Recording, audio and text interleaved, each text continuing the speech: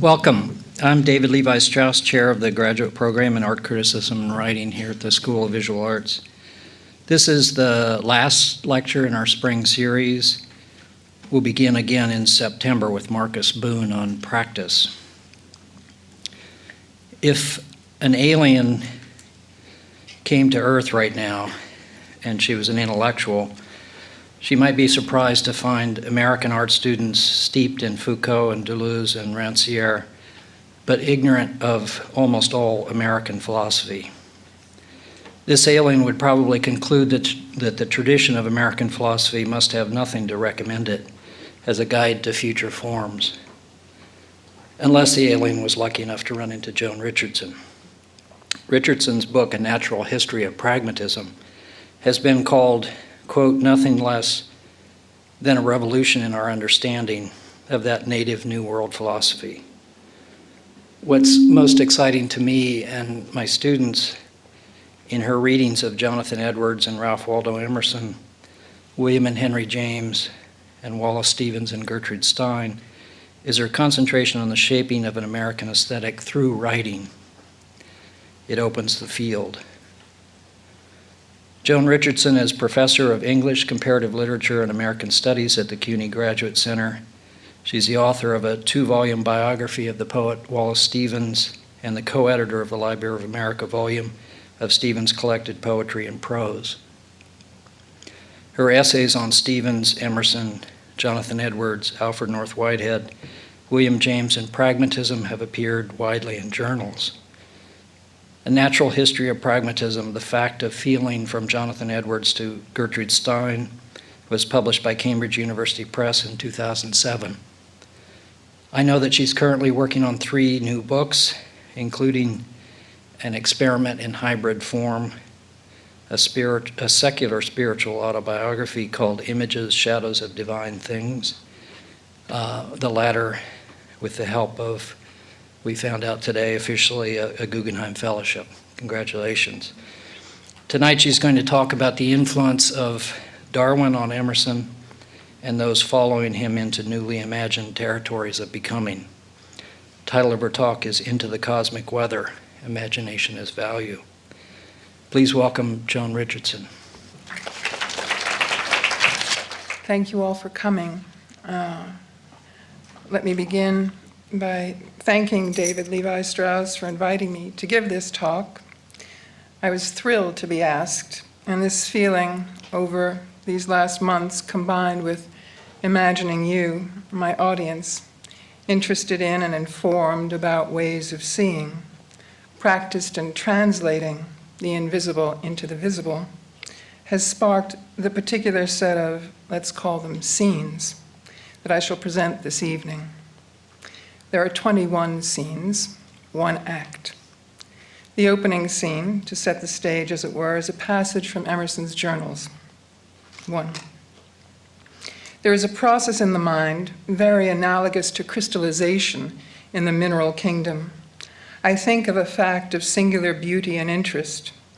In thinking of it, I am led to many more thoughts which show themselves first partially and afterwards more fully. But in the multitude of them I see no order. When I would present them to others, they have no beginning. There is no method. Leave them now and return to them again. Domesticate them in your mind. Do not force them into arrangement too hastily, and presently you shall find that they will take their own order. And the order they assume is divine. It is God's architecture. Emerson knew quite a lot about crystallization. He knew, for example, that different crystals become themselves because of the self-similar property and specific gravity of various elements, but that all crystals grow by accretion as the result of a particular asymmetry occasioned by the Earth's constant turning toward and away from light, which induces a repeated polarity in crystals following the diurnal motion of the planet. Scene 2. And Jonathan, if you're up there, could you put on the screen? In thinking about imagination itself as a fact of singular beauty and interest, I was led to many more thoughts which showed themselves first partially and afterwards more fully. That wandering led me one evening to Google imago. The first item, of course, was the Wikipedia entry, a pure delight, as it turned out, because of the animated image of the last molting of a cicada on a piece of Bounty paper towel, giving rise to the winged imago. What a perfectly exquisite figure for what imagination is and does.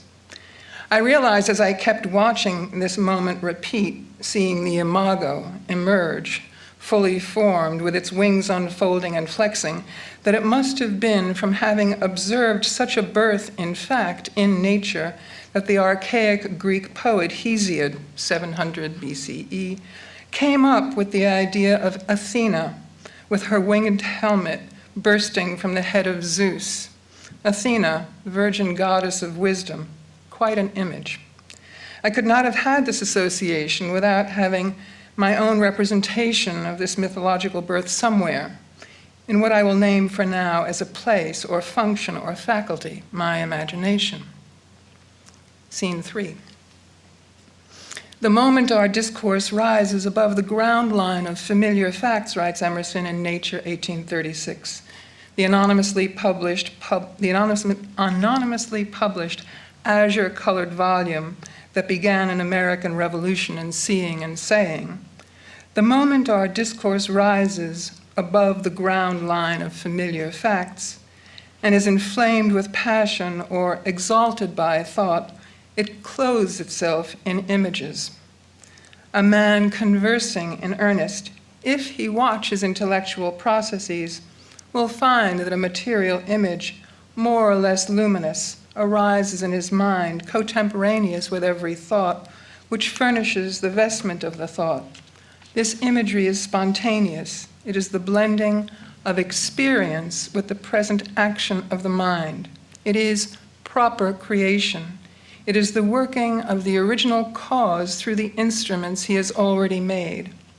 These facts may suggest, continues Emerson, the advantage which the country life possesses for a powerful mind over the artificial and curtailed life of cities. We know more from nature than we can at will communicate. Its light flows into the mind evermore, and we forget its presence. Scene 4. Hesiod, shepherding his flock of goats and lambs, rested in the shade of a cypress tree as they roamed grazing in the fragrant landscape beneath Mount Helicon. Sitting idly, musing, he watched, on the rough bark of the tree, a cicada in its last molting. Later, it became the material image, more or less luminous, for the figure of thought we call wisdom, Athena. I imagined this scene. It does not exist in any book. I guess you can probably put the cicada away now. Scene 5. As I wondered more about Hesiod, wondering whether he could read or write, the likelihood scholars agree, as I learned, is that he could not. As I wondered then, two more thoughts showed themselves. One was imagining how Hesiod brought his sheep and goats back home if he couldn't count. How would he have known he had gathered them all for the return? This thought, combined with what I learned one day from a goat herd on a tiny rocky Aegean island at the bottom of the Cyclades, where I go as often as I can. Yorgo, that is his name, always used to stop me if we happened to meet on the narrow mountain path I climbed down and up to and from one of the island's nestled beaches. I used to smoke all the time, and he would stop me to bum a cigarette. I would sit on a rock near him, and we would talk a bit. He was, when we began having our conversations in the early 1980s, probably around 50. He had never been off the island, which measures about 4 miles long and a half-mile across at its widest point. Difficult of access because of the precipitous line of rocks rising to almost 1,200 feet that form its coast, the island served at various times to exile prisoners and other threatening types from pre-classic periods through to the years of dictatorship of the military junta in the 1970s. The island has been continuously inhabited, albeit by only a handful of people, since the beginning of the early Cycladic period, 3300 BCE. One day, Yodo told me he did not know how to read or write or count. From different distances and heights around us, various clinkings and clankings of the primitive brass bells goats wear, so they can be found if they stray from sight, sounded against the backbeat of cicadas hissing. Somewhere along the way of our ongoing exchanges, I had already learned from Yorgo that none of the goats belonged to him, but to different villagers. Most villagers have just one, but after spring, when kids are born, there are sometimes 2 or 3 that have to be returned to owners as dusk and the cicadas settle into night quiet. I don't recall whether it was on the day when I learned that Yoda was illiterate and innumerate, or later, when the penny dropped, as I imagined him herding the goats to go back to the village, and then wondered how he would know he had all the goats if he couldn't count. Mulipi anachroma, he responded, whenever it was that I asked him. To me is missing a color, in the most literal translation preserving the Greek word order, but more idiosyncratically in English, I'm missing a color, or even more colloquially, a color is missing. These facts suggest the advantage which the country life possesses over the artificial and curtailed life of cities. We know more from nature than we can at will communicate. Scene 6. Reality is an activity of the most august imagination, the title of a poem by Wallace Stevens. The imagination, said Stevens, is the power of the mind over the possibilities of things. But if this constitutes a certain single characteristic, it is the source not of a single value, but of as many values as reside in the possibilities of things. The latest findings in neuroscience about mirror neurons, as reported in the February 9, 2012 issue of Nature, reveal that they map the site of observed actions onto motor programs that allow an animal to achieve the observed goal through a variety of different actions. That is, not imitating exactly what is being seen, but figuring out how to get the effect. By bringing neuroscience and behavior together, these findings pave the way to a deep biological understanding of how we learn from observing others. One can count the goats in a herd or see the herd as a moving tapestry. A color is missing. Reality is an activity of the most august imagination. It matters what you pay attention to. The spirit is at stake, Emerson observes. It may involve the loss of the world. A world is missing into the cosmic weather. Scene 7. The imagination that is satisfied by politics, whatever the nature of the politics, Stevens continued in the lecture essay entitled Imagination as Value, has not the same value as the imagination that seeks to satisfy, say, the universal mind, which in the case of a poet would be the imagination that tries to penetrate to basic images, basic emotions, and so to compose a fundamental poetry even older than the ancient world.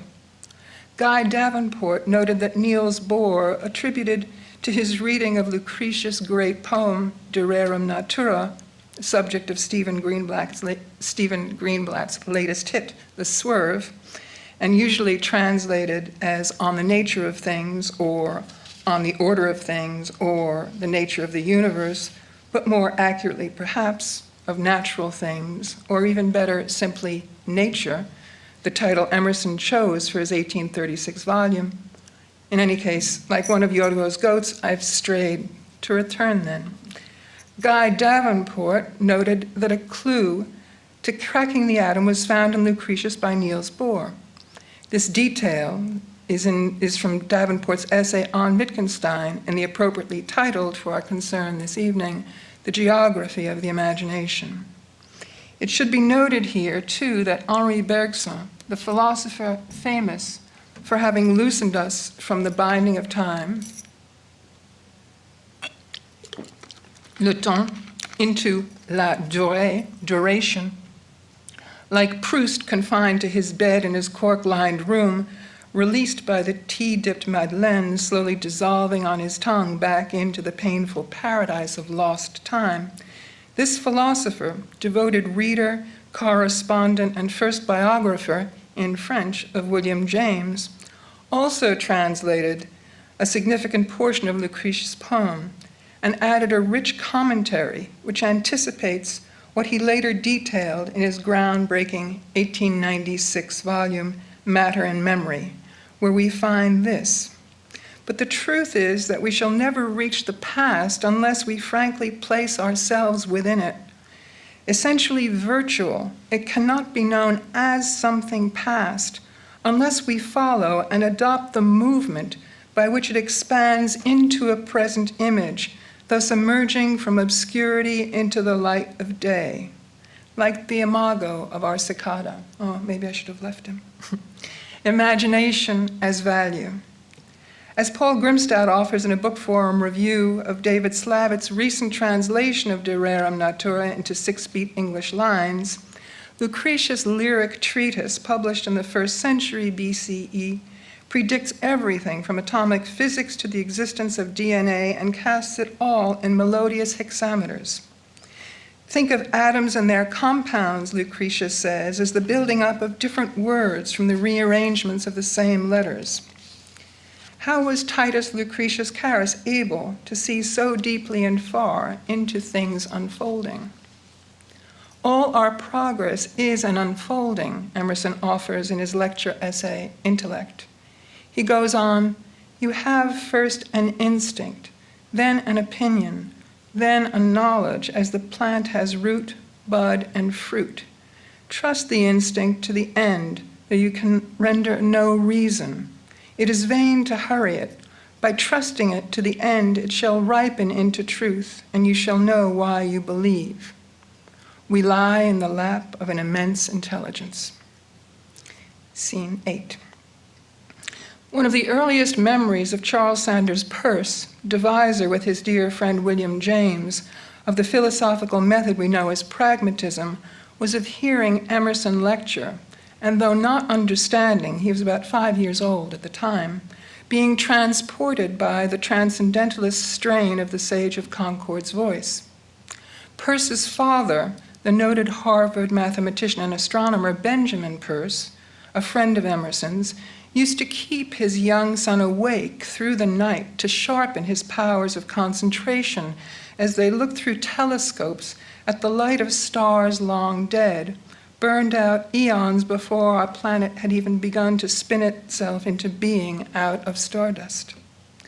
Peirce got used to straying as far as he could imagine out into the cosmic weather, and grew up to become an even more accomplished mathematician and astronomer than his father, not to speak of the invention of semiotics and of his major work in philosophy, which was a response to the Darwinian information that we live in a universe of chance and our descent as the particular animals we are from a little tree shrew. In a manuscript piece written in 1902, when he was in his early 60s, entitled The Simplest Mathematics, Peirce observed, "Thought is not necessarily connected with a brain. It appears in the work of bees, of crystals, and throughout the purely physical world, and we can no more deny that it is truly there than that the colors, the shapes, etc. of objects are really there."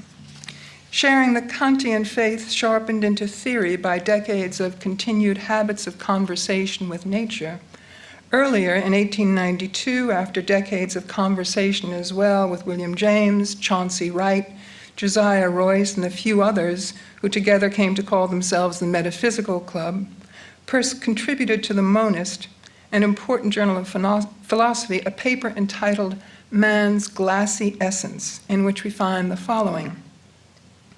Protoplasm not only feels but exercises all the functions of mind. If consciousness belongs to all protoplasm, by what mechanical constitution is this to be accounted for? The slime is nothing but a chemical compound. We think of recent work on slime molds and the means whereby the slime communicates and moves as one organism. Now, Peirce continues, protoplasm certainly does feel, and unless we are to accept a weak dualism, the property must be shown to arise from some peculiarity of the mechanical system. Yet the attempt to deduce it from the three laws of mechanics, applied to never so ingenious a mechanical contrivance, would be obviously futile, we think, in this context of the work of the last half-century and more on artificial intelligence.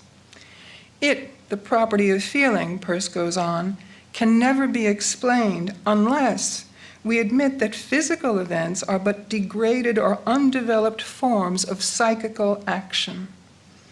It may be well here to reflect, this is still Peirce, that if matter has no existence except as a specialization of the mind, it follows that whatever affects matter according to regular laws is itself matter. We can overhear here both the ongoing conversation with William James that it would issue in James's Radical Empiricism, as well as the lingering strains of Emerson's spirit is matter stretched to an extreme thinness, oh so thin. But all mind, Peirce details, is directly or indirectly connected with all matter and acts in a more or less regular way, so that all mind more or less partakes of the nature of all matter. Viewing a thing from the outside, considering its relations of action and reaction with other things, it appears as matter. Viewing it from the inside, looking at its immediate character as feeling, it appears as consciousness. A general idea is a certain modification of consciousness which accompanies any regularity or general relation between chance actions. The consciousness of a general idea has a certain unity of the ego, in which it is identical when it passes from one mind to another. It is, therefore, quite analogous to a person, and indeed, a person is only a particular kind of general idea. Long ago, in the Journal of Speculative Philosophy, I pointed out that a person is nothing but a symbol involving a general idea, but my views were then too nominalistic to enable me to see that every general idea has the unified feeling of a person. Nature is mind precipitate, Emerson had written in the 1836 azure covered volume. The mind feels when it thinks, wrote Jonathan Edwards, the 18th century minister who was first in the line of feeling thinkers or thinking feelers who would shape the method of pragmatism. Scene 9. In his illuminating 1993 biography of Charles Sanders Peirce, Joseph Brent points out that in the passage quoted above about thinking, feeling, protoplasm, and throughout his speculative writing, Peirce anticipated the late 20th century work of theoretical physicists working with quantum mechanics, such as Freeman Dyson, Richard Feynman, John A. Wheeler, and David Bohm. Bohm, never having read Peirce, came to the same understanding of the order of things as Peirce had so much earlier. Though Bohm, of course, like the other noted quantum physicists of his moment, had the benefit of having observed and tracked subatomic particles in cloud chambers and with other technological devices. As Bohm writes in his 1980 volume, Wholeness and the Implicate Order, throughout this book, the central underlying theme has been the unbroken wholeness of the totality of existence as an undivided, flowing movement without border.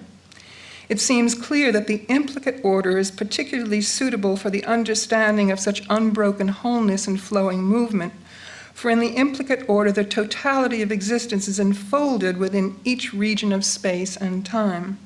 So whatever part, element, or aspect we may abstract in thought, this still enfolds the whole and is therefore intrinsically related to the totality from which it has been abstracted. Thus, wholeness permeates all that is being discussed from the very outset.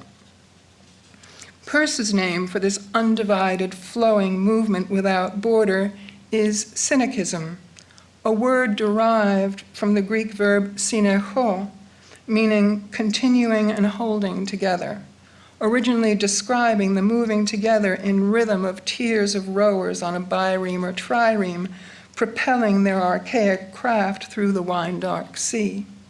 Peirce experienced this sense of continuity and of participating with others to propel ideas into the dark future because of the very high sort of seeing into invisible time that he had learned from childhood to make his habit of mind. This insight into the symmetry and truth which accounts, for example, for the iterated nodes of a seashell, which expresses itself by what is called imagination, Emerson tells us in The Poet, is a very high sort of seeing, which does not come by study, but by the intellect being where and what it sees, by sharing the path or circuit of things through forms, and so making them translucid to others. The path of things is silent. Tara, if you wouldn't mind sort of sending around those images. Scene 10. Several years ago, on my first visit to Crete, my attention was caught in the then still wonderfully unmodernized archaeological museum in Heraklion, where in the absence of curatorial blurbs, imagination was required to figure out what a particular object is or might have been used for. The museum was closed in 2006 for a planned 2-year renovation and still hasn't reopened. But again, I've strayed. And so to continue, my attention was held that day by a group of scallop shells arranged in symmetrical patterns in a section of a glass case, which also contained miniature ceramic models, exquisitely detailed, of houses, some with their domesticated animals, goats, sheep, a dog, arranged about. The only information about any of the items in the museum, its rooms arranged chronologically, was the approximate dates of the objects, the material of their composition, and the locations where they had been found.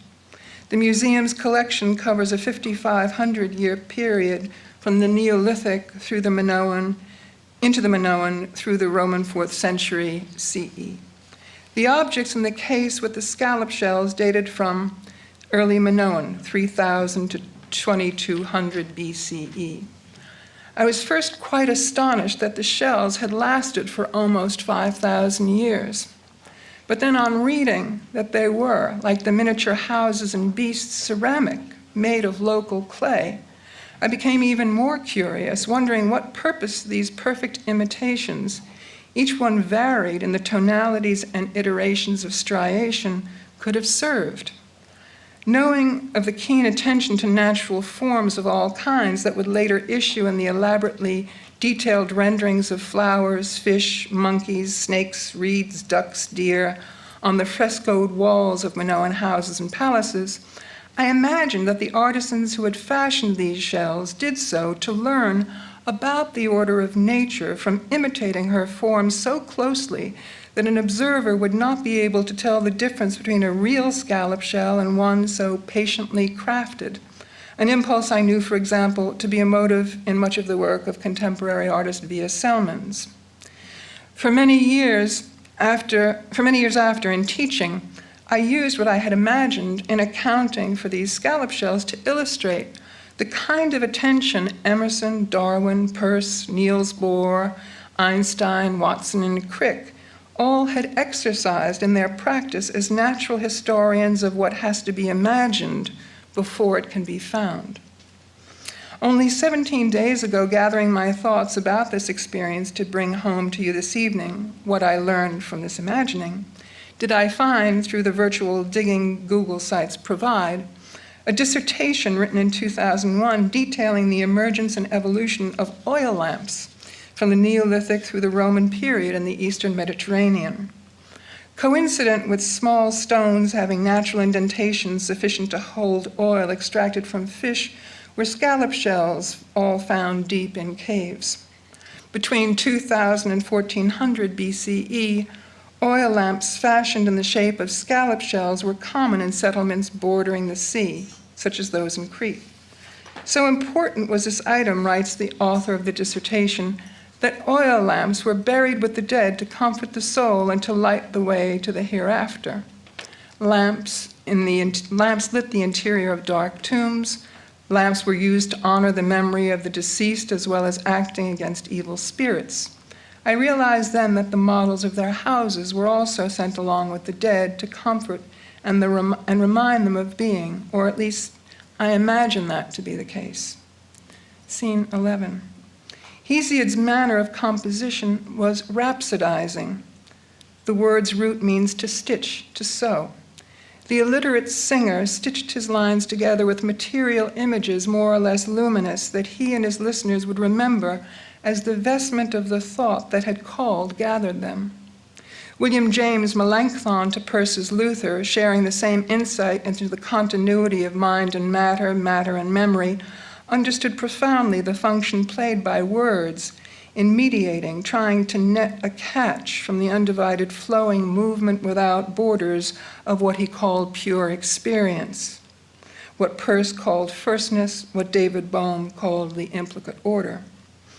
In the famous Stream of Thought chapter of his monumental The Principle of Psychology of 1890, James observed, "As we take, in fact, a general view of the wonderful stream of our consciousness, what strikes us first is the different pace of its parts.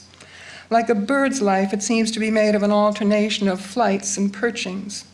The rhythm of language expresses this, where every thought is expressed in a sentence and every sentence closed by a period.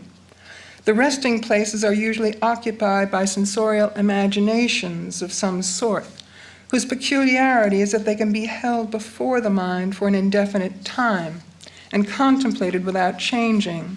The places of flight are filled with thoughts of relations, static or dynamic, that for the most part obtain between the matters contemplated in the periods of comparative rest. The imagination's value is in providing the moving picture of gray-eyed Athena bursting from the head of Zeus with her winged helmet as the figure capable of making us feel the implicate order of relations that we call wisdom. As James goes on to observe, relations are numberless and no existing language is capable of doing justice to all their shades. And further, every definite image in the mind is steeped and dyed in the free water that flows round it. With it goes the sense of its relations, near and remote, the dying echoes of whence it came to us, the dawning sense of whither it is to lead. The significance, the value of the image is all in this halo or penumbra that surrounds and escorts it, or rather that is fused into one with it and has become bone of its bone, flesh of its flesh, leaving it, it is true, an image of the same thing it was before, but making it an image of that thing newly taken and freshly understood. And just before he notes, sensorial images are stable psychic facts. We can hold them still and look at them as long as we like. But the bare images of logical movement, on the contrary, are psychic transitions always on the wing and not to be glimpsed except in flight. Their function is to lead from one set of images to another. Scene 12. Gathering one's thoughts, herding goats, mulipi anachroma, a color, a shade is missing. Scene 13. Stargazing. Consider, consider. Its meaning literally with the stars, from the Greek sidero, iron, the core of stars. Originally, therefore, to observe the stars, according to Webster's New International Dictionary, second edition, the dictionary Wallace Stevens used most commonly. Hitch your wagon to a star, Emerson wrote in the chapter on civilization and society and solitude, but he did not intend something that might later be used as a Disney movie lyric. He was being quite serious, directing attention to our bond with all that stardust. He knew about the life and death of stars from studying William Herschel and from being in conversation with Benjamin Peirce. Today we know somewhat more. Several billion years after its life starts, a star will die. How the star dies, however, depends on what type of star it is. Our sun will eventually become a red giant, then a white dwarf, then a black dwarf, its core in its final form, carbon. For stars more massive than the sun, when the core runs out of hydrogen, these stars fuse helium into carbon, just like the sun. However, after the helium is gone, their mass is enough to fuse carbon into heavier elements such as oxygen, neon, silicon, magnesium, sulfur, and iron. Once the core is turned to iron, it can burn no longer. The star collapses by its own gravity and the iron heats up. The core becomes so tightly packed that the protons and electrons merge to form neutrons. In less than a second, the iron core, which is about the size of the Earth, shrinks to a neutron core with a radius of about 6 miles. The outer layers of the star fall inward on the neutron core, thereby crushing it further. The core heats to billions of degrees and explodes to become a supernova, thereby releasing large amounts of energy and material into space. The shock wave from the supernova can initiate star formation and other interstellar clouds. The remains of the core can form a neutron star or a black hole, depending upon the mass of the original star. Chapter 1 of Emerson's Nature begins, "To go into solitude, a man needs to retire as much from his chamber as from society. I am not solitary whilst I read and write, though nobody is with me. But if a man would be alone, let him look at the stars. The rays that come from those heavenly worlds will separate between him and what he touches. One might think the atmosphere was made transparent with this design to give man in the heavenly bodies the perpetual presence of the sublime. Seen in the streets of cities, how great they are. If the stars should appear one night in 1,000 years, how would men believe and adore and preserve for many generations the remembrance of the city of God which had been shown? But every night come out these envoys of beauty and light the universe with their admonishing smile." Charles Sanders Peirce spent years of his life in solitude, looking at the stars. Scene 14. Free soloing in an imaginary wingsuit, the infinite spaces between the stars, still in his 20s, Peirce had plotted the shape of the solar galaxy. The observations of the Hubble Space Telescope nearly 100 years after his death have proven his map correct. Along the way of his surveying the celestial fields, he corrected the earlier star catalogues of Ptolemy in the 2nd century, of Tycho Brahe in the 16th, and of the others who had before him considered in the night sky. Peirce's understanding of truth happening to an idea as a continuous activity moving through time came from the silent but nonetheless real conversations he maintained with the stargazers who had come before him. Reality is an activity of the most august imagination. Scene 15. In How to Make Our Ideas Clear, a paper originally published in an 1878 issue of Popular Science Monthly, a paper which was to spark that philosophical method we know as pragmatism, Peirce offered the following. "And then, after the universe is dead, according to the prediction of some scientists, and all life has ceased forever, will not the shock of atoms continue, though there will be no mind to know it? To this I reply that though in no possible state of knowledge can any number be great enough to express the relation between the amount of what rests unknown to the amount of the known, yet it is unphilosophical to suppose that, with regard to any given question which has any clear meaning, investigation would not bring forth a solution of it if it were carried far enough.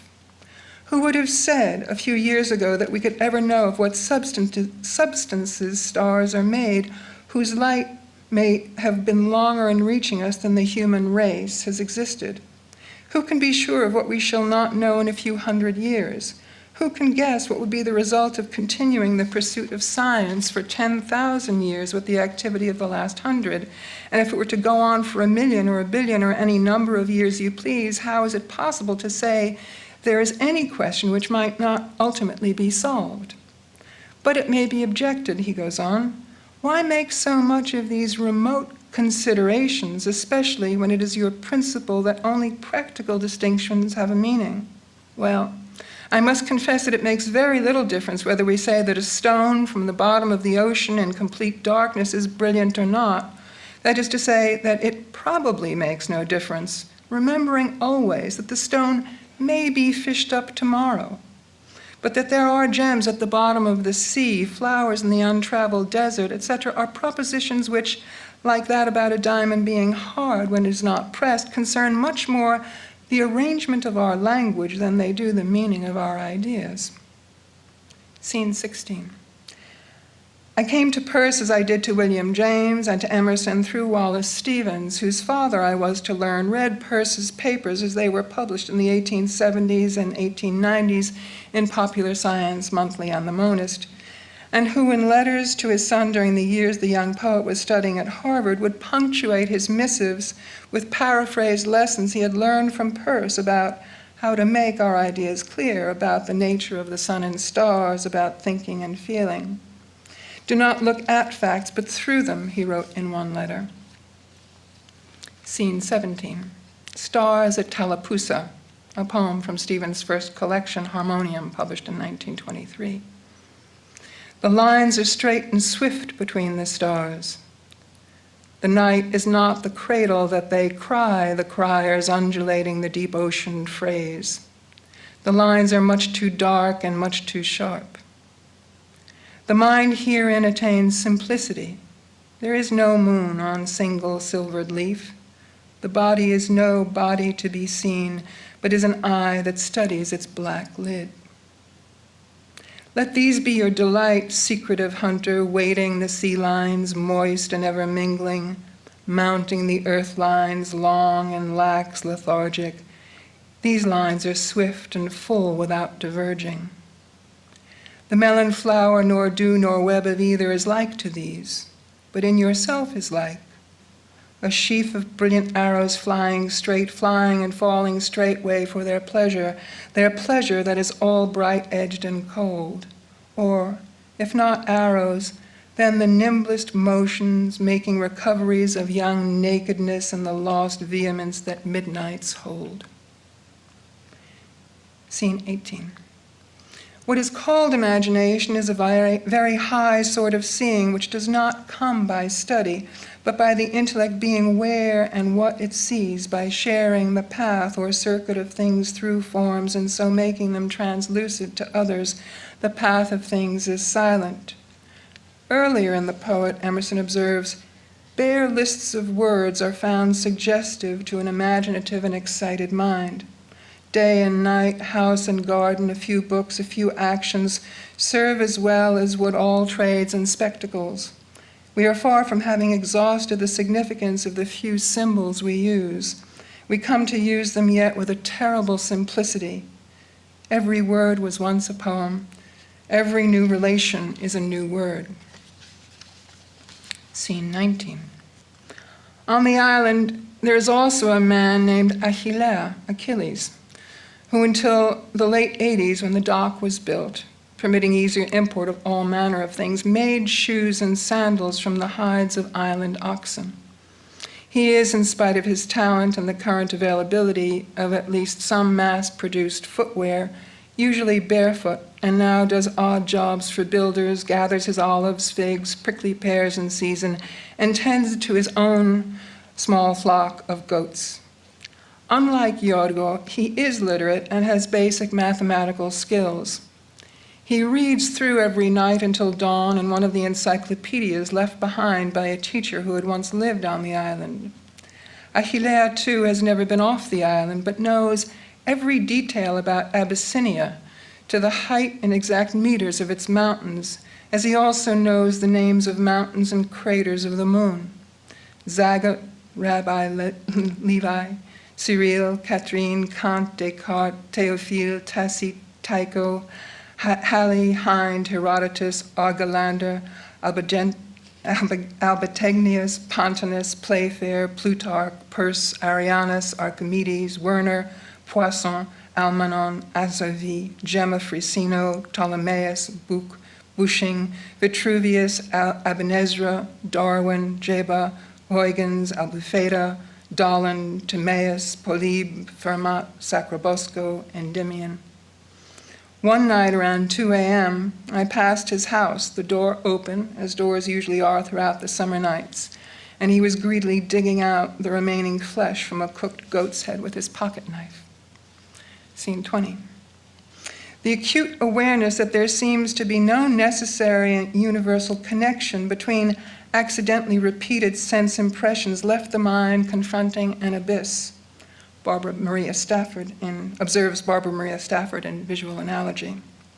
Either it was doomed to a rational skepticism verging on nihilism, or it had to commit to an irrational leap of faith. That is, either reality was out there and we knew it because, in fact, our imagination had created it, or all creation was an enigmatic hieroglyph, an allegory containing the secret symbolic message of God to which we have no privileged access. 21. typecasting. It became necessary, as Wittgenstein quietly suggested, to bring words as the only containers we have of sense impressions, even of the stars, back home from their metaphysical to their ordinary use. Domesticate them by completing the text of being with what Yorgo knows, or the printer of F. Max Muller's first edition of the Sanskrit text of the Rig Veda, a text Emerson knew. The printer made a number of corrections in the text, and he was always right. This surprised Professor Muller, who knew the printer knew not a word of Sanskrit. He asked him how he did it, and the printer said that, setting the type, his arm got used to swinging in certain patterns between letters that frequently went together. And when he tried to set two letters that did not belong together, it felt wrong in his shoulders. These physical discretionary ligatures, as it were, illustrate what I will call the residence of imagination, the place poet and essayist Doris Grunbein has recently described as where the retina touches the speech centers, the acoustic nerve grazes the centers for movement and rhythm, and everything together roots as over a limbic weave in precognitive animal zones closer to fear, pleasure, and all the responses, I would add, to finding ourselves stretching out farther and farther into the cosmic weather, imagining. Thank you. This might be just a sort of a, I don't mean to, this is like a reducing question, but just a sort of, well, here's my question. Are you, at the very end, it seemed to me you might be posing that the imagination only comes in terms of forms. Now those forms, as you were sort of going through, could take different forms than just, say, a framed form. So I don't mean necessarily like that, but I just wondered if was I missing something there, or is that something you would extrapolate on? My suggestion is that the imagination is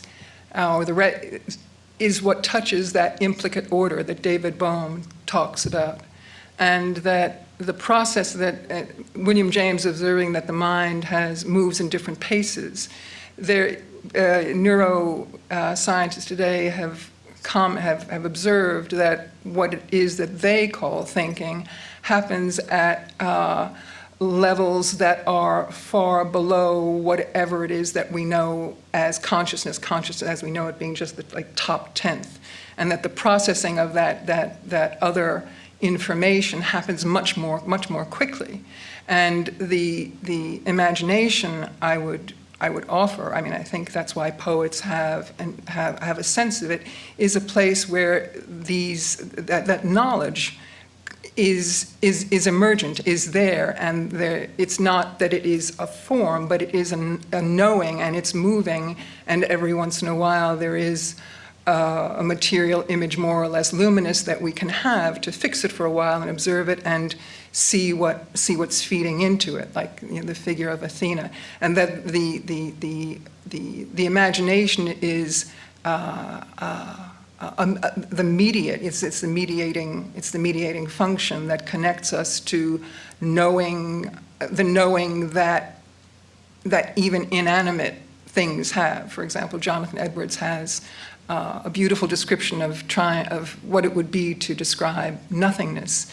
And he describes it as what the sleeping stones dream. Only then, if we have a notion of what the sleeping stones dream, do we have a notion of nothingness. And it's that ability to as in Darwin and Charles Lyell, the knowing that we are continuous with the whole life of the universe, that we're made, in fact, of the same stuff that stars are made of. I mean, it's not a cliche. That's what Emerson's direction is toward that, and to try to settle and to allow those deeper knowings to come up.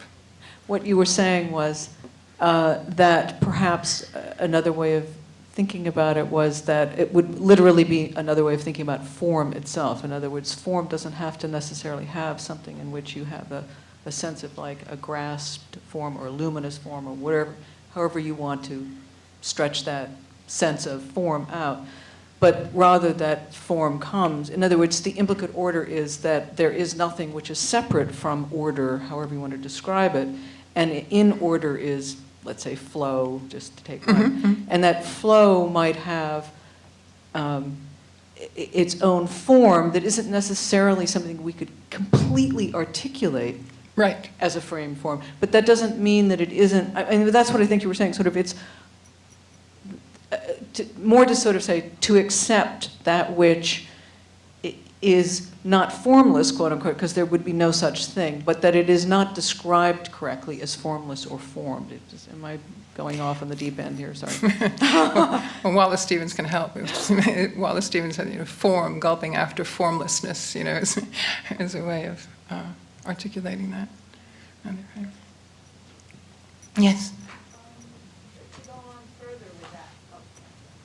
To go on further with that thought, I want to know if you have any distinction between the imagination of the human mind and the nature of form itself. In other words, matter, a shell. What is the distinction between the human mind imagining connections and the shell having created its crenellations and its variations?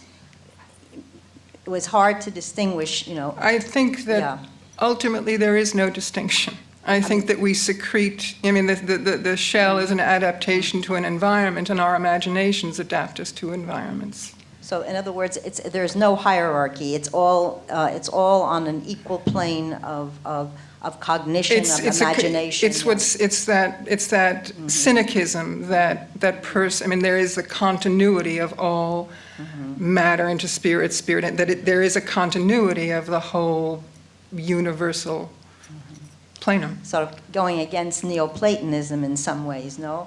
In terms of hierarchies of the higher levels of consciousness in a certain way, and matter not having that animation in it in the Renaissance, I'm thinking. Well, it's not inimical to Neoplatonism, but one can conceive of a Neoplatonism that is not hierarchical, that is emergent rather than hierarchical. Have you thought of how visual artists might relate to what you have been saying? That's an excellent question. I haven't thought particularly about how visual artists would relate to what I'm saying, except that I'm drawing off of the sense of an audience or you who are involved with images knowing this place that an image has in holding an idea, And so I don't think I make a distinction between a visual artist and an artist in words and an artist in music necessarily. So I think that all use imagination or are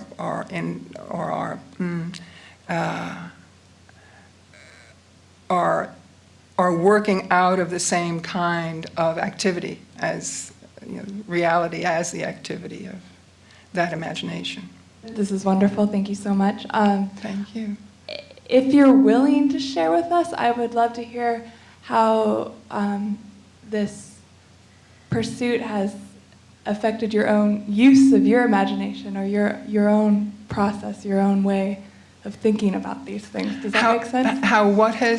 How your investigation into the imagination has affected your actual approach, your ways of thinking about these. I guess it was when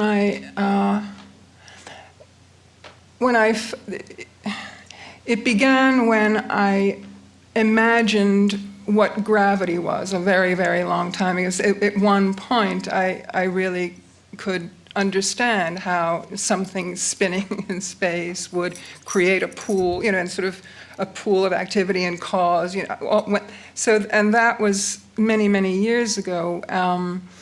I think I was still, I must have been in my 20s still, and I've always been very curious about the operations of the physical world and reading in science and natural history. And it was then at some point when I was doing the research, when I was actually just teaching, when I began teaching Emerson and understanding that Emerson had read the same body of texts as Darwin had, and reading Charles Lyell, the geologist that had stimulated both of their imaginations, and realizing that Charles Lyell, that at that moment in history, what happened was that imagination itself became regarded as a fact, because Lyell's imagining of the age of the Earth could not be tested at that point. And so he was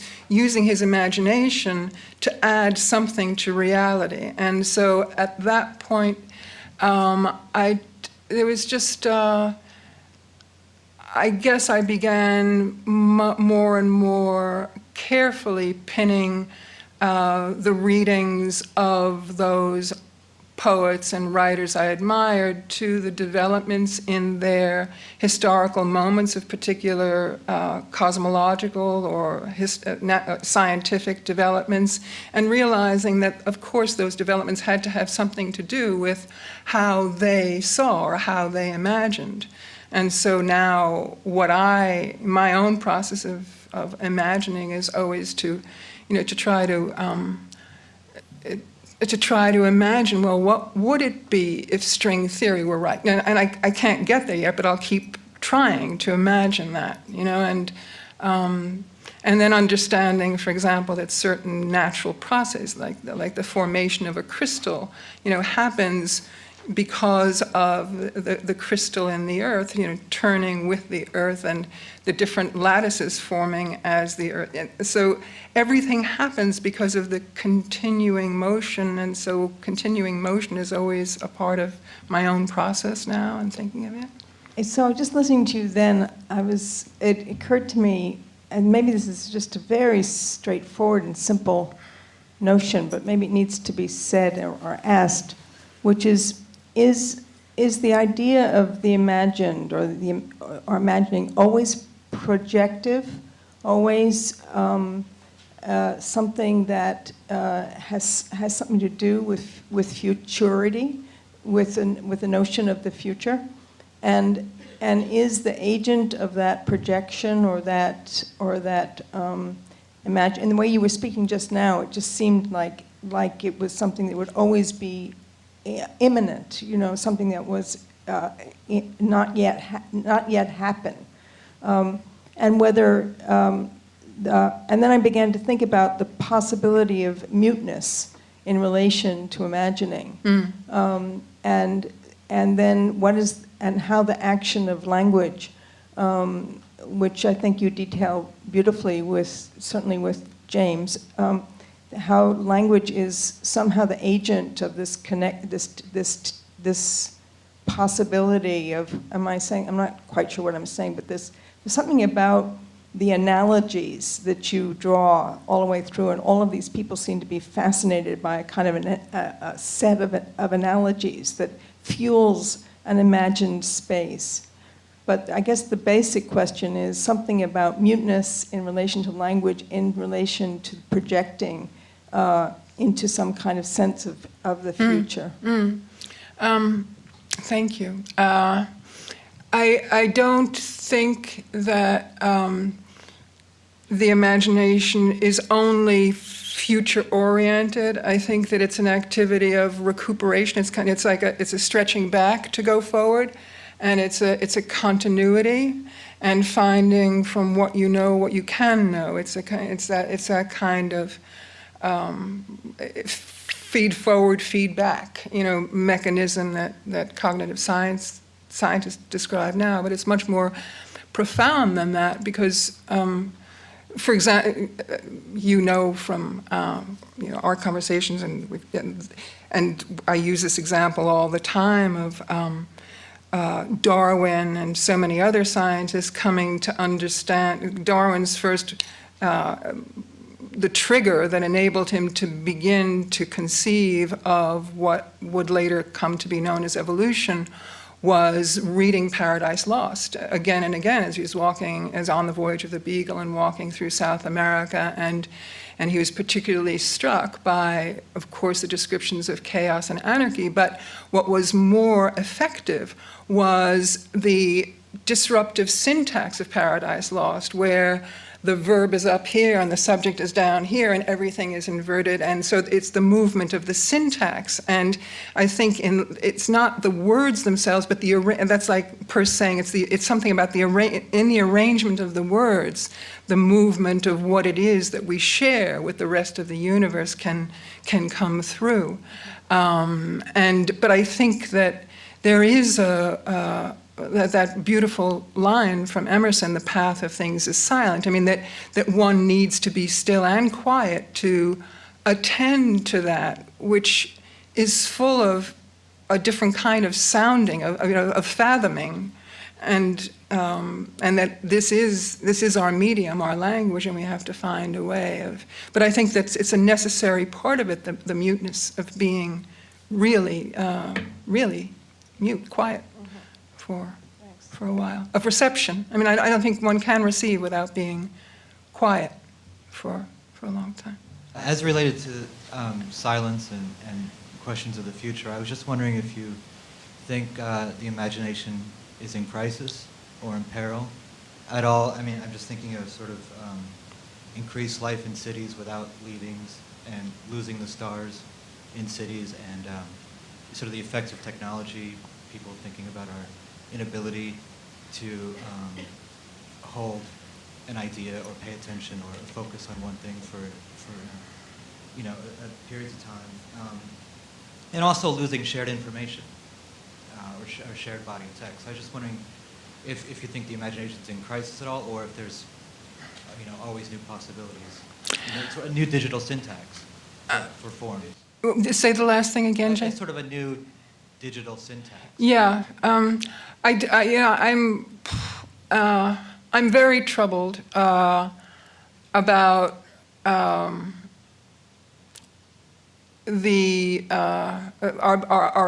being increasingly cut off from our senses, from all the physical senses in nature, and depending on only mediated information.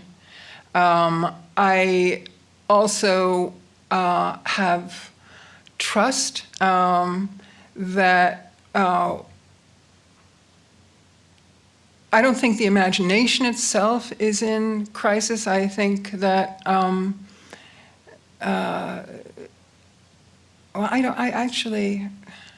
do worry, actually, to be quite honest. I'm not, yeah.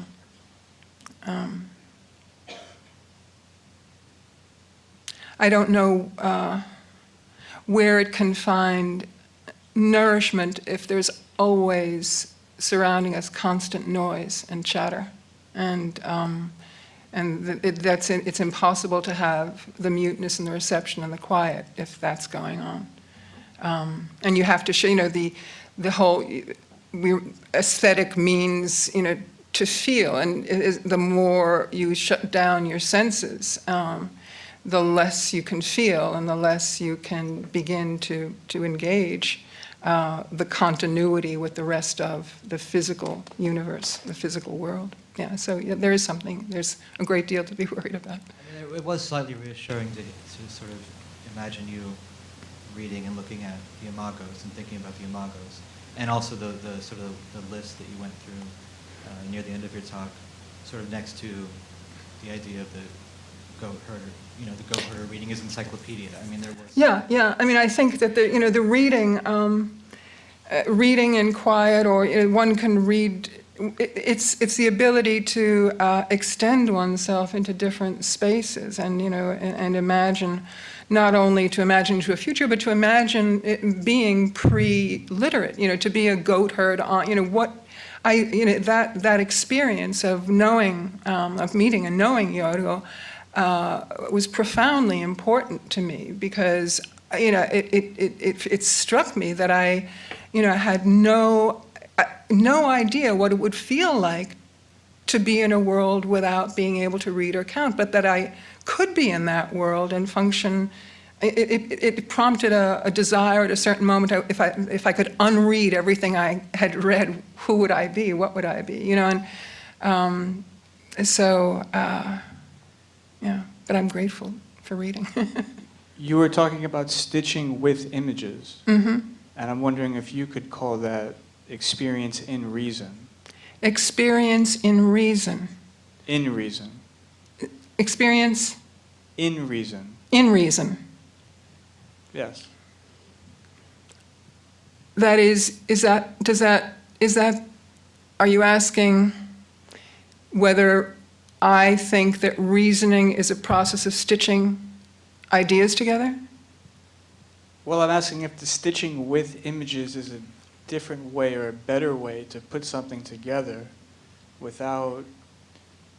Yes, oh, okay, I got it now. All right. Yes, I do think that I think that, you know, the great movement, the great change in the 19th century prompted by the Darwinian information that motivated Peirce and William James and all of those who we know now continue to be practicing pragmatism of one kind or another, was a realization that the logic in which we had been operating and that we had been used to, the kind of a two-dimensional linear logical system, was inadequate to describe what had been uncovered in the 19th century to be what Peirce described as a universe of chance, what Darwin knew also, and that what Peirce came up with is a new tripartite logic that it kind of triangulates everything, so it projects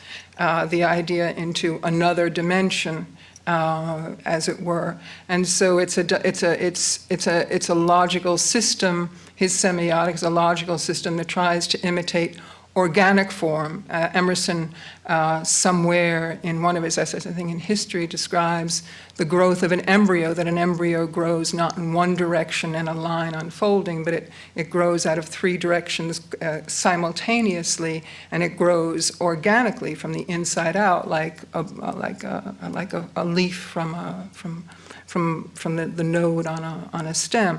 And so, yes, I think that way of stitching, of allowing the ideas to hang together in the way that they have presented themselves to you in your imagination, is a more accurate representation of the nature of nature. That is, it's a more organic way. Yes.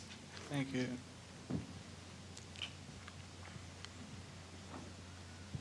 Hey there. Hi, Stephen. Here's a challenge. I just thought you wanted to finish this up. It may not be finished, right? But following up on what I believe the previous question was addressing, you spoke of imagination as being involved in wondering what it would be like if string theory were right. So the question is actually, how does imagination come into this equation if string theory is wrong? In other words, doesn't that also require imagination to get at that? And I thought you might want to say something about that. Clearly. And I think that I'm not I enjoy trying to imagine what it would be to have 11 dimensions and what the shape of that would be like. But I can't begin to imagine how that, and I can imagine that the shape of the universe might, in fact, be a coiled string with all those dimensions and stretching, and it's harmonic and it's music, and I very much enjoy that entertainment. But as Freeman Dyson, I think, points out in the last New York Review, there's no way that has to remain only theoretical physics. It can't in any way be tested, and certainly not my lifetime.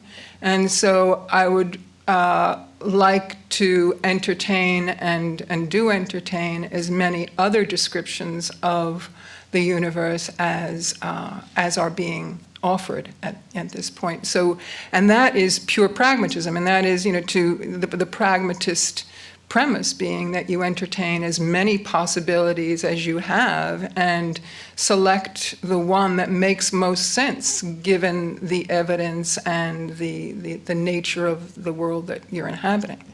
So it's trying to imagine as many different descriptions as I can. Thank you.